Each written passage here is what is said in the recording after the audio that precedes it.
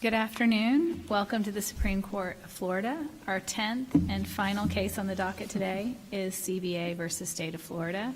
Counsel, when you're ready, you may proceed.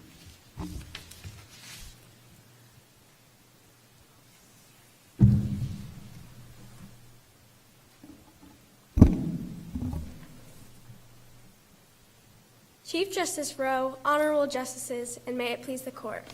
My name is Sophia Masnikoff, and along with my co-counsel, Olivia Robbins, today we represent the petitioner in this case, CBA. Of the two issues before the Court, I'll be presenting the first issue, that the application of Florida Statute Section 836.15 violated petitioner's constitutional rights to free speech.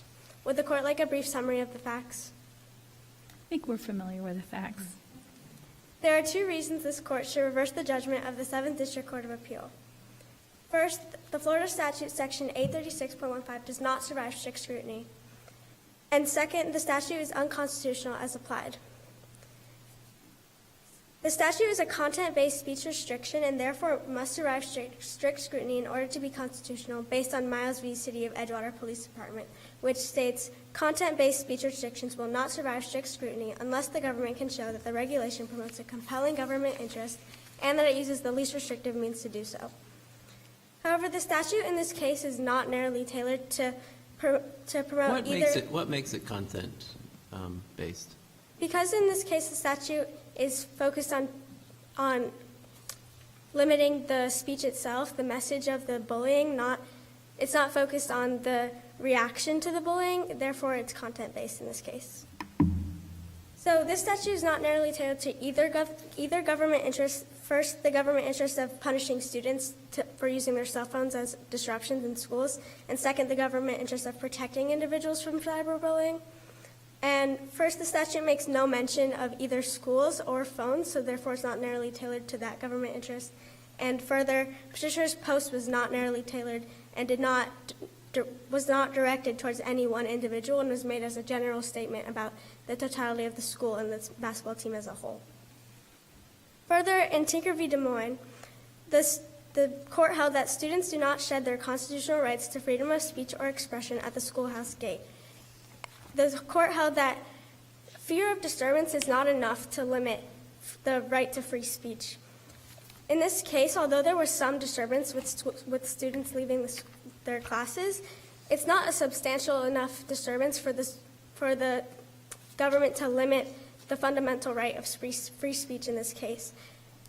Just because it may be a distraction in the classroom, it's not enough.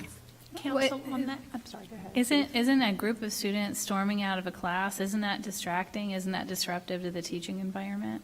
Yes, Your Honor. However, in this case, that disruption did not affect the entire school, and therefore it's not substantial enough for the school to regulate their speech and for the government to regulate their speech. So disruption in 1 or 2 or 3 or 4 classes isn't enough. It needs to be the whole school before the statute can kick in. Yes, Your Honor. However, in Mahanoy area, school district VBL, that disruption was limited to like 5 to 10 minutes and over multiple days, and I still said that that was not enough for the government to limit their speech. So in this case today, their government interest was only 1 day, and it was only a couple of students leaving class, and therefore it's not enough for them to limit their speech. Further, the statute is unconstitutional as applied. In State v. Conforti, the court said that they will strike down a content-based regulation as unconstitutional unless the government can show that the message being suppressed poses a clear and present danger. However, in this case, although there was some disturbance, there was no threats or acts of violence that could constitute a clear and present danger. Therefore, the school officials did not have a right to regulate their free speech based on a clear and present danger test. So you're saying that if the statute is fine if it involves a threat or intimidation or physical violence-oriented things, but the statute has problems if it involves lesser things, maybe like the teasing or the humiliation? Yes, Your Honor. This statute is also too overbroad. That, like teasing and social exclusion, the statute prohibits speech that may be legal and constitutional, and therefore it sets a dangerous precedent that any speech could be deemed unconstitutional and could be limited.